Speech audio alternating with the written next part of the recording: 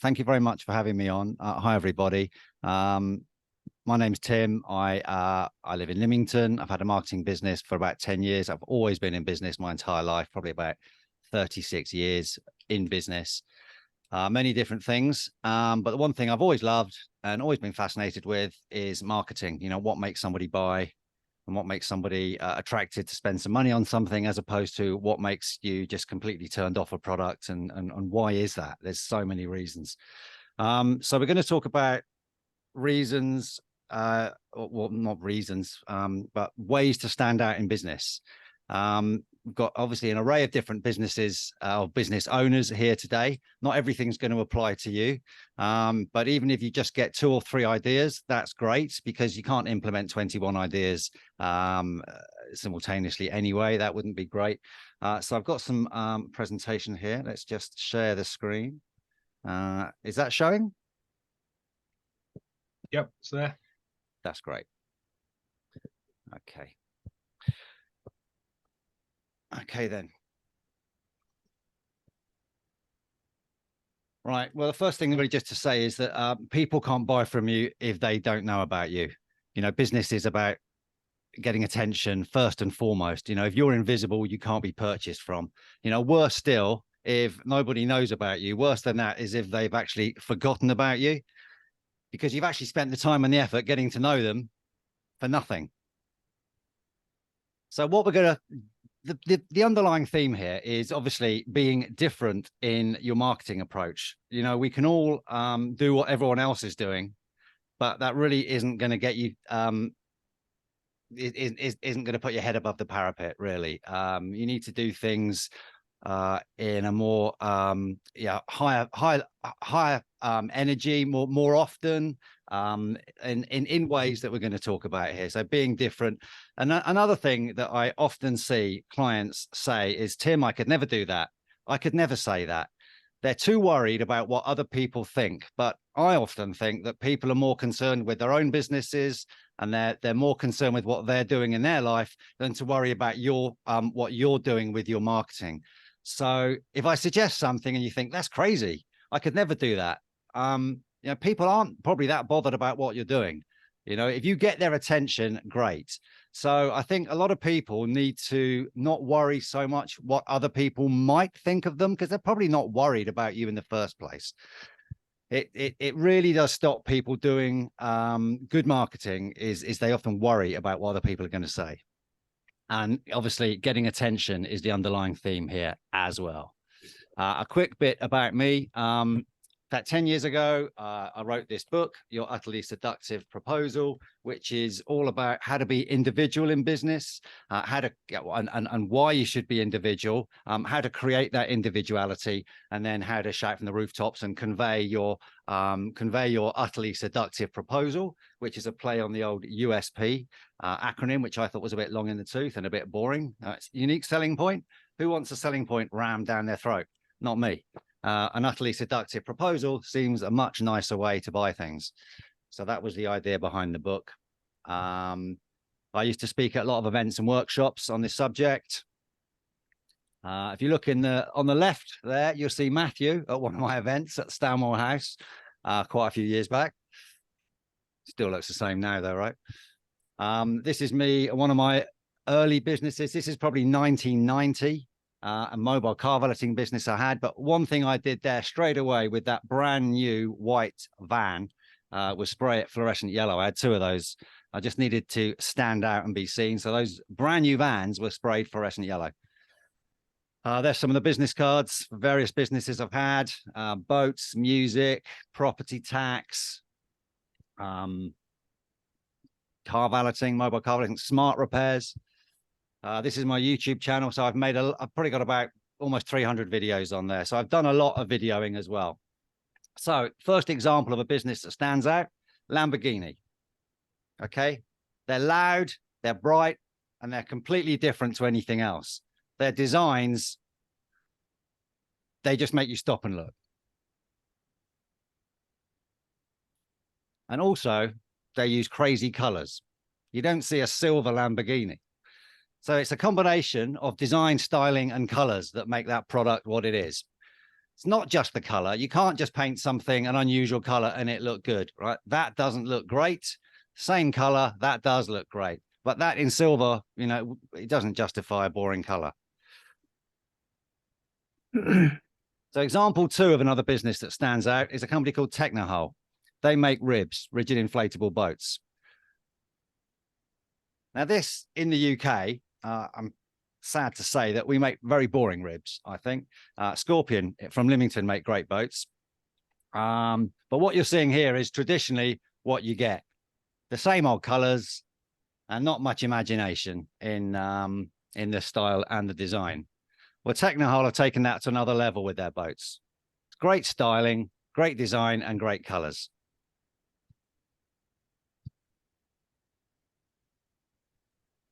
And it doesn't just stop on the boat. I mean, look at the upholstery here on this boat and the one in the background with the jockey seats above that Honda engine. Same old thing in every boat. Technohull, no, we're not going to do that. Great colors and great textures. So where's it got them? They've got an enormous new facility. They're a Greek company in Athens. So they're probably one of the largest manufacturers of ribs now. The backstory to this, I don't think we got time for, but I saw one of their boats and tracked them down. And now I part own one with the importer of those boats. So that's the first thing here is how can you incorporate design, style, and color into your products to make them stand out? It might be easy, it might not be easy, depending on your products. It could be something that you do with your marketing, which we'll talk about as well. So here's some examples. It's easy to incorporate colors and things into your social media. How about vehicles? Do you have any vehicles you're thinking about rebranding? You know, don't just get some stickers and put them on the vehicle. You know, think about a full wrap in bright colors and demand attention. Uniforms. Web design, we've got a couple of web designers here. So they're obviously well aware of fonts and design and colors and layout and attention. Anyone that's ever bought an iPhone will know that the way the iPhone is presented in that thick, beautiful box is fantastic. I've never seen anything like it. I hadn't seen anything like it when I bought a product. But the box the iPhone comes in is something else. So the way they present it, the design of the box is part of the experience. And the bottom right hand there, we've got email signatures. So you can make an impression on everybody that you email just by having an email signature that stands out, and it's doing a lot of the hard work for you. Okay, number 2, your utterly seductive proposal, or an utterly seductive proposal. Now, what that really is a 15, this is what I would say, it's my creation. So your utterly seductive proposal is a 15 or 20 word phrase that powerfully conveys why your ideal target client should do business with you over every other choice that they've got, and offers the way of doing business with you in a unique way. So people can buy from you, they can buy from someone else. The third choice that most people don't think about is they can just actually not buy at all. So it's good to create a bit of urgency if you can. The most common one of these that you may not have heard of, but is the Domino's guarantee. We create fresh hot pizza delivered to your door in 30 minutes or less, or it's free. They're not promising the best pizza. They're not promising the best ingredients. It's a time promise. And if we don't get it to you in 30 minutes, it's free. They've actually dropped this now because there are a few accidents. This guy was obviously delivering a lot of pizzas somewhere. But no, the delivery drivers were having a few accidents, so they had to drop the whole guarantee because it was dangerous. That is a subject in its own right, as I say. I've got a whole book on the subject. But the reason I mentioned that right at the start is once you've got the words to carry your message, once you've got the unique way of defining your product, then you can rubber stamp it across all your marketing tools and you're away. If you don't know how to convey your value, then you've got a tough time creating any marketing tools. Even introducing yourself on something like this is difficult it's difficult to be remembered if you don't say something slightly different, or you don't convey what your product's going to do for others and the way it's going to change their lives. Then no one's really going to remember you next time that product is needed by you or one of your friends. So here's the penguin thing. So the idea behind this is that this is how your marketplace or your industry or your sector can look to your clients. Everyone looks the same. There's nothing unusual here, right? Each of those businesses is a penguin. So how do you know where to buy? They're all looking the same. Yeah, so yeah. But one small change here. Okay, see that? Okay, one of them's now wearing a pink hat. Now, his product may be the same as everyone else's, but the fact he's got the pink hat, that's all he's done. You know, he stands out. Now, I'm not suggesting you just do that because that's not really offering much value to your clients. But as an example here, you know, everyone looks the same. One's looking different. He's the one you're going to remember. So as I always say, business is about standing out, not blending in. Okay, number 3, knowing what to say and how to say it, which comes back from what I was just talking about as well. If you don't know how to say, if you don't know how to convey the value of your product to your clients or your prospects, then, you know, why the hell should anybody buy it from you? If you nail down what you need to say to people to make them understand the value that you've got, then you can start to build a powerful personal brand, which, you know, people buy from people. So I think this is really important. No hesitation in opportune moments. Just say you were in a restaurant, in a pub, and you're with somebody and they meet somebody that they know who happens to be somebody that you wanted to meet. You've heard of him or whatever. It's an opportunity to speak, but you don't know what to say and you hesitate. And in the hesitation, he walks away, and that could be the opportunity gone forever. If you know what to say and you know how to open a conversation about about your product, then you're probably going to be straight in there and the conversation starts. And everything starts with a conversation, doesn't it? All new clients start with a conversation. When you've got an utterly seductive proposal, or when you've got words that sell your products, you've got the confidence to go out and sell your products. So that's what a client once said to me. She said, Tim, you give me the confidence to go out and sell my products, which I thought was great. I never would have thought of that. And the words carry your message. You know, every marketing tool you've got has words on it, even if it's a verbal one. You know, words carry your message. So the words you decide to use to convey your value dictate how people are going to feel about your products. It's completely up to you how people feel about your business by the words that you choose. So because of that, I think it probably is the most important business decision that you could ever make, which is quite a bold decision in itself. But the words you use for your website, for your business cards, how you talk in meetings, dictate your success. And ultimately, whether you stand out or not. Number 4, imagery. Again, we've mentioned websites. The imagery that you use for your marketing tools make a massive difference. I mean, the quality of them, where you source them from as well. We'll come to that in a bit. I suggest getting your own, creating your own. But there's plenty of free image banks, Pixels, Pixabay, places like that. You can get really high quality imagery and videos these days. There's no need to go on Google Images and nick other people's images. The pictures that you use really should be all about demanding attention. You know, you can create a social media post with a bad image just as easily as you can create one with a good image. I often don't even relate. I quite often have the image that doesn't often relate to the message, just as long as it looks good and it stands out. So for example, here we've got an erupting volcano. You could put any message in front of an erupting volcano and it would look quite good, within reason, of course. The other thing there is color. Color is obviously a massive you know, it's what we all react to with our eyes when we see things, colors that stand out. So again, if you create videos and you do a YouTube thumbnail, the color is really crucial on that, as it is in lots of things. So here's an example of bad color and a bad photo. Okay, so the headline there, my product is really good. And the CTA is there at the bottom. So this is exactly the same message, just with a different photo and a different layout. Colored fonts generally look awful. White fonts always look good. So, you know, it was just as easy to do that as it was that, but that is pleasing on the eye, to me anyway. Okay, so carrying on the imagery thing, number 5 in ways to stand out is hire a professional photographer or drone pilot. I can't stress enough the difference this will make to your business. We all use our phones, which is great for photography.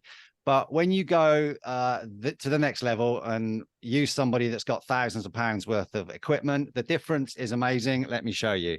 So my new business after marketing now is chartering my boat. So this is a still from a video, and it's pretty crap, isn't it? So now we're using images like that because I bothered to get some content taken by a professional. Before I was using that image, which was a video on my iPhone outside the hut. Now we're using stuff like that, which is a proper photo from a professional photographer. And the detail and the sharpness is incredible. I was using images like this. Now I'm using images like this. And I always say, make it easy on the eye. If it's easy to look at, people will look at it. And the better the quality of the imagery, the more people can imagine themselves using your product and getting the benefit of using your product. So part of this business is also taking people to the great destinations we've got around here. So having great images of where people are going to go was also important to me. Again, I can't really get detailed, sharp imagery with my iPhone. So stuff like that can let people imagine going on the boat and going to Buckler's or the George in Yarmouth.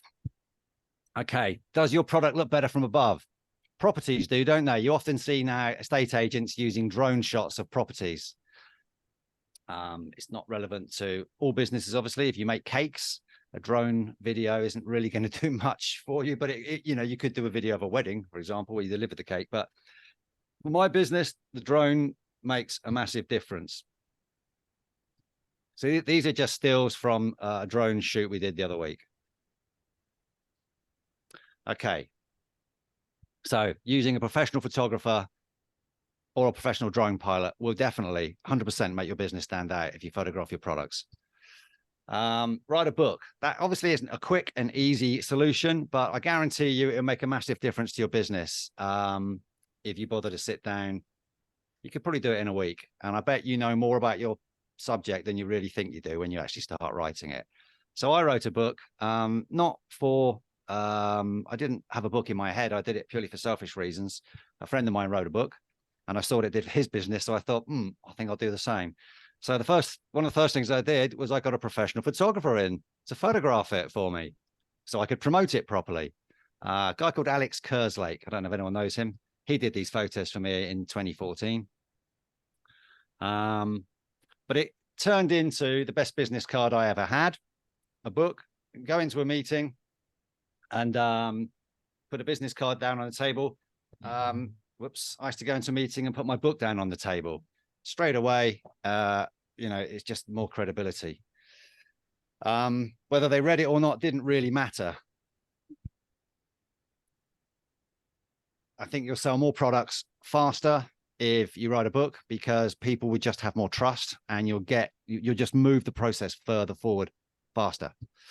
And doors will open where they didn't before. So, you know, platforms and speaking events, you'll be invited to speak to audiences if you've got a book because people like authors. So write a book and it would definitely help your business stand out. If you want any, if you're thinking of doing that, you want any advice on any of this stuff, you can email me, tim@timcoe.com. The email address will be at the end, and I'm happy to talk you through how any of this stuff works. I'm not desperate for new clients by any means because I'm starting a charter business now. But I just love marketing and I love people's businesses and I find it really interesting. So don't think you'll be sold if you speak to me because you won't be. I just want to help people and you know, I think I've got a lot of experience in this subject. So if you want any advice on any of this stuff, just let me know whenever you're ready. So question time hour. The idea behind this was originally, it came when I was going to be driving the car up the motorway and doing absolutely nothing. And I emailed a load of clients and said, look, I'm going to be in the car. between 4 and 5 o'clock. If you need to speak to me about anything, why don't you just give me a call? Hands free, of course. But I suppose a more politically correct version of that would be, I'm going to go and sit in the park on a rug with my phone between 4 and 5 o'clock, and you can give me a call and ask me about anything. You could even do this on a weekly basis or something. Maybe have 4 15-minute slots and ask people to reserve them. It's just a way of making yourself open and transparent and available to people. And the more you do this, I think the more people would think would take you up on the idea. You could email your list and let them know if you've got a list, that is. You could do social media posts about this, between 3 and 4 this afternoon. I'm open for calls on any subjects. If you've got a question on whatever, you could WhatsApp people as well, make it more personal, and you could do it on a regular basis, as I said. So that's the regular call me hour or whatever. That's an idea to make your business stand out. Having a meaningful CTA, call to action. Most marketing pieces I see do not have a call to action on them, or apart from a phone number, call for more details. How much time do you spend on your call to action? Because you can create a piece of marketing. If the call to action isn't good, it can all fall down there and it can be a complete waste of time. It's a bit like email marketing.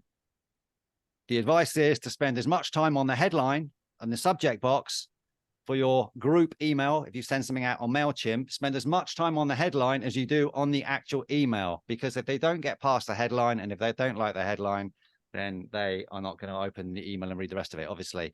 And if you spend, an hour on a marketing piece and your call to action is rubbish, it doesn't inspire them or it puts them off, then the marketing was a waste of time. So don't say, please, it's up to you. But I think call for more details has got to be the worst thing you could ever say. To me, that says if I pick up the phone and ring this company, I'm probably going to be put under immediate and inevitable sales pressure, especially double glazing or conservatories, because they've got that reputation, right? So call for more details. I wouldn't do that. Think of some other things you can do to invite people to take a step forward, to move forward into your in your sales process, whatever you want to call it, without necessarily making it known to you, the company. Because then they're going to, if they have to give their email address to get more details, for example, they might not want to do that, because then they're going to be on a mailing list and you're probably going to sell their email address, right? And then they're going to be bombarded. So there's all sorts of things you can do here. I won't read them out. You can get this presentation from me, but you can use one of these 19 words instead of call for more details. And then encourage people, you can share more about your product as well. Obviously, we're trying to get to a conversation with somebody, but trying to have a conversation with somebody when they don't know who you are, I think is asking a bit too much. Not always, but often it can be. I mean, you know that you're trustworthy, but they don't. So it's that whole trust thing, isn't it? And what is it? Most sales are made, I forget the stats. Most sales are made on I'll just pull it out there, on the 5th to 8th contact, whatever. So how can you create, 5 to 8 contact points before you actually speak to somebody? But it's got to start somewhere. Another way I look at this is if I'm on my phone at 2 a.m. and I'm reading something and I want to move forward, and it says call for more details, that's useless. I can't call for more details at 2 a.m. That's the other thing about call for more details. It is redundant 76% of the week. If you consider 5 days a week, 8 hours a day, your phone line is closed 76% of the week. Staying in touch. This is so easy and so basic and so cheap. Staying in touch with people has got to be one of the best forms of marketing there is, and one of the easiest ways to stand out. There's so many ways you can stay in touch. I think staying in touch is a touch of class, because the main reason people leave and go somewhere else and leave your company is because they feel forgotten about and undervalued. By staying in touch, you're showing people that you value them, however you choose to do it. There's pre-sale, staying in touch, I like to call it follow-up. There's pre-sale follow-up before somebody buys, and the post-sale follow-up, after they buy. So here's some ways to follow up. I won't go through them all now because we haven't got time, but the best one has just got to be picking up the phone. Once you've got a relationship with somebody, that is, once you've got past what I've just said, especially with ex-clients. You know, when has somebody rung you up and just said, I'm just ringing to see how you're doing? Okay. If you stay in touch with your clients, I guarantee it'll make you stand out. Door hangers. What? Door hangers. Okay. This is for anybody that does flyers or whatever. Or if you've been thinking about doing door-to-door leaflets for a product, don't do that. Do a door hanger instead. I don't know what the statistics are, but something hanging on your front door looks so much better than something scrumpled and trodden on your doormat with a load of other things. Door hangers are just so good for getting attention. Here's a few examples, a few ideas. I mean, when I see these and I think of these, it just makes me want to create some door hangers and go out and do some marketing just to get a response. You can go out and put them in exactly where you want, or get them delivered. They're great for takeaway businesses as well, food businesses and property companies again. Okay, so hang some door hangers on doors. It would definitely make you stand out over a leaflet any day. Show people how you do things. Okay, this is a really good method of making yourself stand out because no one does it. Most of these things people don't do. It's a way of letting people into your business. So why don't you video yourself? I don't know how many people make videos. It could just be a blog post, or it could be a photo even. The ideal way is a video, because then you can talk to people and get your character across and explain it a bit better. Video yourself working, just what you do every day. This is what we do. This is how we help people. I'm pretending I'm in the video now. This is what we do. This is how we help people. I'm doing this, and you know, and it allows people to imagine themselves working with you, and it allows people to buy into you as well. So you can record it, put it on YouTube, that type of thing. Or just simplest way is just take your phone out and record something and put it on social media. You've got the caption to substantiate it as well and write about it. If you forget to say it in the video, when you post it, you've got the caption you can write on there as well. Show people behind the scenes, a similar thing. People love to see what they're not allowed to see. But you know, you see a door in a shop or a hotel or whatever, and it says staff only or no entry here. It makes you want to see behind it more, doesn't it?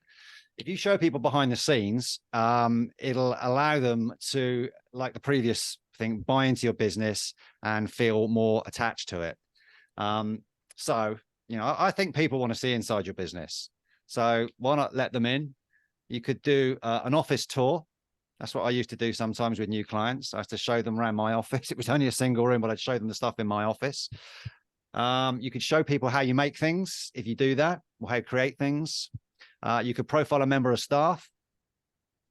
And you could video a team meeting. This is actually one I thought of earlier, which I hadn't thought of before. But if you videoed a team meeting, some people might say, oh, you know, we couldn't do that. Like, why not? Just let people in.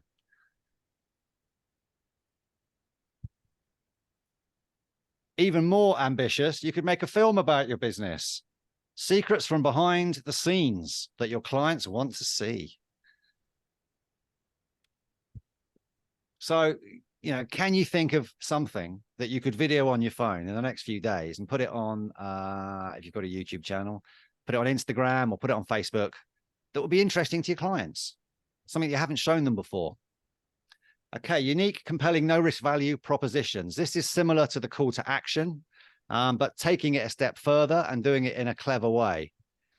So this makes it easy for people to try you and easy for people to buy from you. So this is the sort of thing I'm talking about. You invite somebody to try something. You promise them a high value outcome if they actually do it. You show them it's quick and easy to actually do this as well. And then if it's something that involves buying, not just trying, if it involves buying, make it really easy for them to pay. The example I always think of is DFS, the sofa adverts. You know, it was like, have all these sofas and don't buy now, you know, pay in 10 years, 0 interest-free credit for another 30 years, nothing down. You know, it made it so easy to go, all right, I'll buy one of their sofas. Not necessarily the best quality, but they made it easy for people to buy, definitely. Money back guarantee. I've got a client who doesn't like money back guarantees. He thinks it makes you look cheap. I think it makes you look honest, and it takes the risk out of buying. I love money back guarantees. I don't know how many of you use money back guarantees, but if you don't, would it be difficult to incorporate one into your business?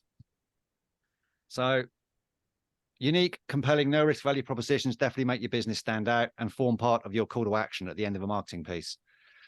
Number 14, what do you say? Sorry, do what you say you're going to do. Half the screen's covered up here. Do what you say you're going to do. So simple, so obvious, but how often are we let down by people that don't call us back, don't turn up for meetings, that type of thing? It just seems to be, we accept it, which is terrible. We shouldn't accept it. I take my reputation really seriously. If I say I'm going to do something, I will do it. And if I don't for some reason, I will go out of my way to make up, to make it up to that person. So just, don't, if you think you can't do it, don't say you're going to do it. Just the whole thing of, I'll call you back. I mean, how often, utility warehouse. Oh yes, we'll call you back. They never call you back. What is their problem? They used to be a fantastic company for customer service, and I don't know what's going on with them recently, but we've had a nightmare, and they just don't seem to want to call you back, even when they say they're going to. I don't understand why they say they're going to do it if they're not going to do it. Anyway, doing what you say you're going to do will make you stand out in this day and age. Sad but true. It's that easy. Greetings cards. Another very simple thing that people just don't use these days. I don't know why, because it's so simple to send a greetings card. Everyone just wishes everybody happy birthday on Facebook these days, and we're getting less and less birthday cards. It was my girlfriend's birthday yesterday, and she just had a couple of cards, and I felt terrible. It was like, people just don't send cards anymore, but she's all day responding to the Facebook happy birthday things. If you receive a card, it says, because you know how much trouble it is sending a card, it says that someone's gone out, chosen it, written it, got a stamp, posted it. They put that much effort into communicating with you. It makes you feel good. So the biggest thing I would say about greetings cards is this: only sheep send Christmas cards. I'm talking about business Christmas cards here. You do it, you think, because everyone else does it. But if you rang people up in the new year and said, have you got my Christmas, did you get my business card? They wouldn't have a clue, because everyone else sends Christmas cards. It's pointless, I think. They're just lost. You're wasting your time. Send a New Year's card instead. No one sends New Year's cards. You can get some printed relatively cheaply. They're all bespoke. New Year's cards have got a longer shelf life. And for certain businesses, you can include an offer that combines some New Year's resolution. It works really well for fitness businesses, personal trainers, people like Rob from the Gym Tin, Rob Mangles. Get a New Year's resolution. Talk about people, talk about losing weight in the new year, and then combine it. Yeah, we can help you do that. Really simple. Any other business, get a New Year's resolution in a New Year's card. It's time to improve XYZ. You could talk about improving anything for somebody and an offer to do that. So you're using the New Year's card in a way as a marketing tool. You could do birthday cards, congratulations cards, happy anything day cards. We haven't forgotten about you cards. Get your own cards printed and send them out. It's so cheap, so easy, and no one does it. And it will make you stand out. Interview, so we've got a few minutes. Interview somebody you know your ideal target client will love. I won't go into that because that's quite a long-winded one. Send food. This is a quick and easy one. Send food. Yeah, send food. Okay. There's loads of websites where you can send cakes in boxes to people. Okay. And you could use the reasons I just, sorry, not the reasons I just spoke about. Well, I spoke about congratulations cards, but you could send a card, or you can send a cake as well. Or instead of, there's lots of ways and reasons for this. You could turn up to a meeting with something. People traditionally turn up with donuts, don't they? But that's, it's been done to death. Friday lunchtime pizza, maybe you could do. A client's birthday, you could send them a cake, or turn up with a cake. A new client, you could send them something they can eat in the post as a thank you. People don't do this. When a client achieves something noteworthy that you've heard about, send them something to congratulate them. Cakes are great. Everyone loves a birthday cake, right? So send them one when they don't expect it. Use it as use it in your follow-up sequence. You could send a cake in there when they become a new client, for example. You could use it as an invite to something. You could use it just to stand out. Okay, I'm going to just quickly run through the last few because it's 11 minutes too. Putting on events is a great way to stand out. Giving value in everything that you do. So try and think of a way in everything that you do for your business to give value to people. So don't just, send an email confirming a meeting for an event. Put an information product in as well. By the way, I've included 10 ways to do XYZ. Be the most expensive is a way to stand out. Remember this? Stellar, reassuringly expensive. It was crazy, but you think of their product as being higher quality. Price does indicate quality in people's minds. And do unusual things. All of this is about doing unusual things. There's no limit to it. It's your imagination that's going to hold you back. Going to, what was it? One I thought of earlier. If you were launching a greengrocers or you're a greengrocer, you could turn up at a networking event dressed as a gorilla giving away bananas. Now, most people wouldn't have the balls to do it, but if you did it, everybody would know you. Everybody would remember you. They'd probably take photos with you and share it on social media. Things like that. Okay, as I said, my email address is tim@timcoe.com. I'm not interested in new clients or whatever, so I won't be selling you. If you do email me or you want to call me, I'm just happy to help. So I'll stop sharing the screen. Thank you very much. Well, thank you, Tim. That was much appreciated and really interesting. Certainly, I picked up some tips there. I'm definitely not going to be worrying. I'm never going to say call for more details on my website. The door hangers is an interesting one to anybody that does leaflet drops. I've certainly not encountered that before. Exactly. And I can't say I've received very many either, but for that matter, but I can see why they would work and why they exist. Yeah. Anyway, so that's really useful. I'm going to kick off some questions just with a very quick one. Right. And that is with reference to your book, Utterly Seductive Proposal, which I think you said you wrote 10 years ago. Yes. 2014. Has anything actually changed since then? Yeah. Or is everything valid? Oh, so obviously not everything is valid that was in the book as for now. The fundamental principles are the same. What's that Napoleon Hill book? Not Think and Grow Rich. Maybe it's not Napoleon Hill. Dale Carnegie. How to Win Friends and Influence People. I think that book was written in the 20s or the 30s, and it's just as relevant today as it was then. And the same with my book. The fundamental principles are exactly the same as they were 10 years ago. The only thing that's different is this social media section at the end, which is quite embarrassing now, some of the stuff I wrote, because things have changed so quickly. But it's in 3 sections. The first 2 sections are exactly the same. And most of the stuff in the 3rd section, which is about how to convey your message, is still relevant. It's just out of date. But things have got better on social media, and none of us could ever have predicted how it would become part of our lives. No, certainly but not. Yeah, it's all still relevant, and you can get a free PDF version on my website, timcoe.com, and you scroll down, and there's a section on that. Or I can send you one as well. It's a £10 book. Well, it's actually a £13 book, but I can send people one if they want to get in touch as well. And it's got a money back guarantee, of course. Lifetime money back guarantee. If you're not happy with the book at any time in your life, send it back for a refund. Yeah, well, only or no risk. But only. I think you wouldn't say that too much about the 3rd section of the book, anyway. No, well, I just haven't got around to rewriting it. But if someone's not happy with the 3rd section of the book, then absolutely fine. I wouldn't want anyone to keep a book that I've written that they're not happy with. No, that's great, Tim. And you answered the second part of my question, which was where could one get it? So now we know. On your website. Yeah, it was a nice you teed it up nicely. I did. I do my best for the guests. Yeah, thanks. Now, questions. Anybody like to stick their hand in the air and ask Caroline was first, then Elaine. Right, there we go. Tim, that was brilliant. I saw you speak many years ago, and it was as refreshing as then.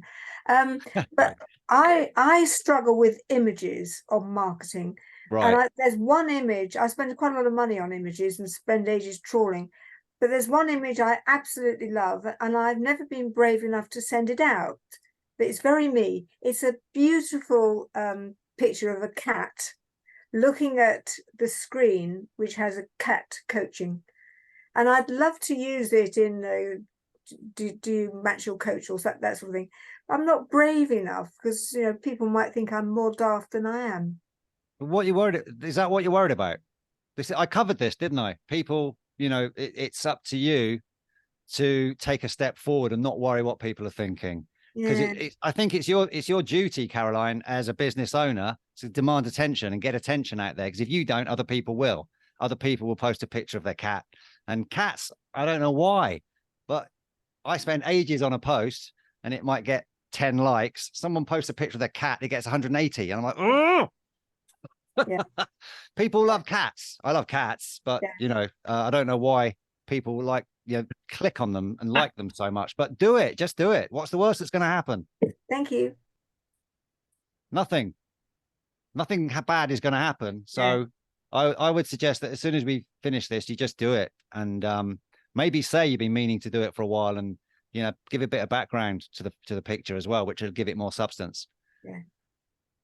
Thanks for the question. Thank you. Elaine, I think, was the next one, wasn't she?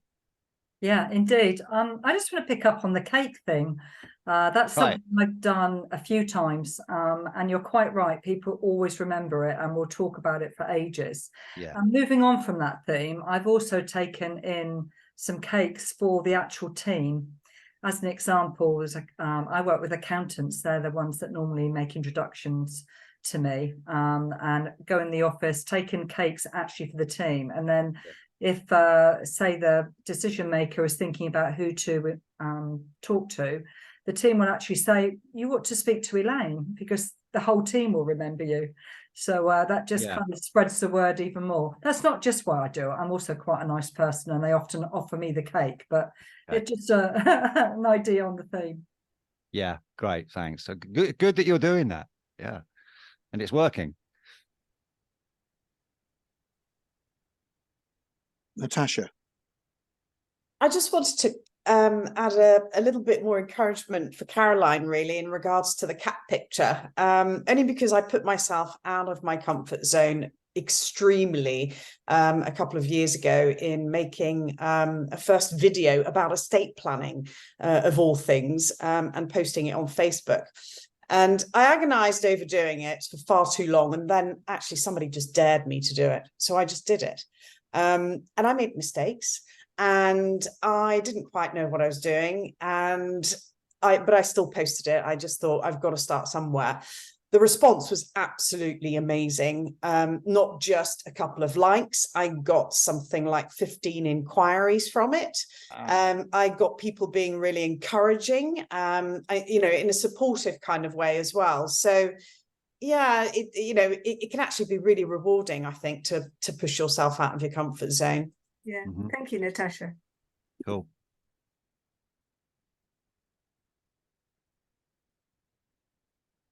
Any more? I would say, Caroline, you can't get away with wearing the lovely spectacles chains and not following through with the cat photo. You've got to do it.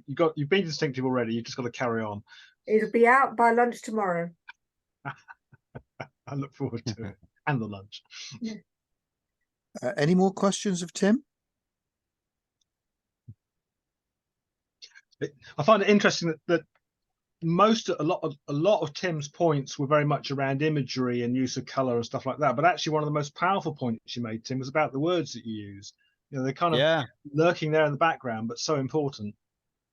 Yeah, well, that's what the book is about. Really, you read this, and if you follow through the process, you come out with this 15 or 20 word phrase that conveys why people should do business with you over anybody else. And if you can't answer that question, why should I do business with you over anybody else? If you can't answer that question, I think you've got a tough time creating any marketing, because as you've said, the words carry the message, and every marketing tool is made up of words.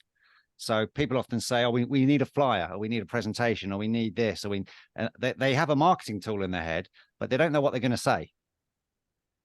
Anyone can create a social media post, but knowing what to say is the tricky part. Anyone can make a video, but knowing what to say is the tricky part. So the words are everything, absolutely everything. They are, and I take note that actually 50% of the time you're concentrating on the heading. Yeah, but it's like a newspaper, yes, isn't it? You buy your attention is taken by the heading, sorry, by the newspaper headline, maybe the photo, So again, it's the same thing. It's the image and it's the headline. Then you read the subheading, and you got you've got 3 or 4 paragraphs that the text gets smaller and smaller and smaller, doesn't it? But all the juicy stuff goes at the top. And if it's like, what was it? The News of the World would come up with some crazy headlines, wouldn't they? Was it something found on the moon and stupid stuff like this? Bus, is it bus found on the moon? I used to, when I do a workshop, I put all this stuff in there to emphasize. We go into headlines and talk about the power of a headline on good examples and bad examples. And, like old newspapers, I used to get clips of old newspapers from when the Titanic sunk and how that was reported back in the day. Quite interesting. Absolutely right. Absolutely right. And all of this comes back to your central theme about why people should do business with your business. And that is because you've made it stand out. Yeah, it's really, I'm still thinking about the pink hat on the penguins. Yeah, well, it's just, it's just a way of standing out, but you can change the color of anything. Absolutely. It's a very powerful image and really drums home the point that you're making. Yeah. You want to put that pink hat on your business. Yeah, exactly. It won't, you can change the color of anything, but does it add any value? That's the next thing. It gets attention, but does it add any value? So, it's not always appropriate. You can't, as a solicitor, you can't go to a networking event with a pink hat on your head because it sort of wouldn't do your credibility any good. People would remember you for the wrong reasons. Yes, you're absolutely right. Well, Rob actually makes a very interesting point, actually, because we actually did do quite a lot of this stuff. We still feature an owl as part of our logo. It's multicolored now. And I think if you went onto our own website, there's very, very strong and powerful colors, unlike any other solicitor website, which can, on the whole, be fairly formulaic as a general rule. We're still not happy with it, still obviously doing work with it all the time. But we used to take it to another level some years ago, where we even had a suit made of an owl. So, somebody would walk around at sort of craft shows and things like that, which certainly made us stand out, but did rather undermine the gravitas of the business, if I can perhaps put it that way, from time to time. So we've moved on from there. Yeah, but I'm sure when you were going through the decision-making process about what colors to use and how often to use them, the pushback was this: we're a professional organization. Would our customers expect to see this? How far can we go? How often can we splash pink around the website without it looking unlegal like? Or it's different. It's different for different people where the limit would be. And I always say that you've got to decide. The way you should decide these things, if you're not sure, is what would your ideal target client expect? Which is another thing. You've got to know who your ideal target client is. Then you can make decisions. You can't make any decisions unless you know who you're trying to please and who you're trying to appeal to. Absolutely. There's nothing wrong with strong colors, though. No, exactly. And, this is 2023. What's wrong with solicitors or accountants using bright colors just because they're expected to be not exciting, right? Yeah, none taken. Why can't you be? Some of them are doing it now. I see some websites or some marketing from accountants and solicitors, and I think, right, that must be a young thrusting firm. They're going for it. They don't care what the industry traditions are. They want to market themselves how they want to market themselves. They don't want to be like other people, with the dusty quill. Yeah. So. Well, I totally agree. We've got a couple more questions, and then we're going to have to go, David. But we've got Sandra and then Alison. I just wanted to add that if people are struggling with their headline, then it's quite a good thing to do to ask their existing clients what they've actually liked about them and what they think about them, because sometimes you can pick up some good ideas from that. Yeah, I agree 100%. One of the things I used in that presentation was someone said, Tim, you give me the confidence to go out and sell my products. So I started using that as a marketing line. I give you the confidence to go out and sell your products if you work with me. I never would have thought of that myself, but a client told me. So yeah, you're right, Sandra. It's a great one. Yeah. Alison. Alison, you're on mute. I just wanted to thank you all, and especially Tim. It's been a most enjoyable first ever meeting. Thank you very much, Alison. And I will be coming to get your book. Oh yeah, I will be in touch. Okay. So thank you. I'll expect to hear from you. I can see some very coloured blobs in the background there as well. So they're discs. You're halfway there. Thank you. Yeah. Right. Well, I think, Tim, on that basis, thank you very much for your presentation today. I hope you've found it as beneficial as all of us have who've been listening. And yeah, very much appreciated. Look forward to meeting you in person at some point. Yeah, likewise. It's been a good refresher for me going through all this material again and putting a presentation together, which I haven't done for a while. So thanks for having me on. Good to meet everybody. Thanks for everyone for coming along for this. Not at all. Thank you, Tim. And thank you, everybody else, for giving up your time and listening to Tim this afternoon. Can we just give a quick plug? Just to remind you that awards entries are open now until the 1st of October. So nominate yourselves, nominate other businesses that you think are doing a great job. There are 18 different categories, I think, having worked on the forms this afternoon. There are 18 different categories in which you can nominate New Forest businesses for an entry. So get your thinking hats on for that one. And all have entries already, I think, in every category, don't they? Yeah. It's going to be a great award. It is.